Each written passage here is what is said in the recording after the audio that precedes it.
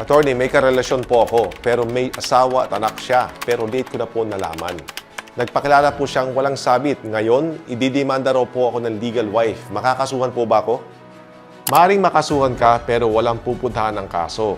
Kung kinasuhan si Mr. ng concubinage under Article 334 na Revised Penal Code dahil binahay ka, o umasta kayo sa publiko na parang mag-asawa, hindi ka mananagot bilang kabit dahil hindi mo alam na may sabit siya o may asawa siya. Kung kinasuhan ka ng civil case under Article 26 ng Civil Code para sa alienation of affection dahil sinira mo ang pamilya niya, hindi ka rin mananagot dahil hindi mo alam na kasal siya.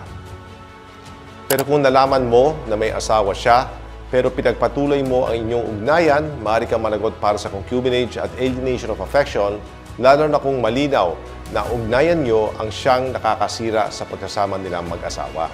Para sa karagdagang impormasyon, i-follow nyo ako na Wala Lokohan, Attorney Tony Roman.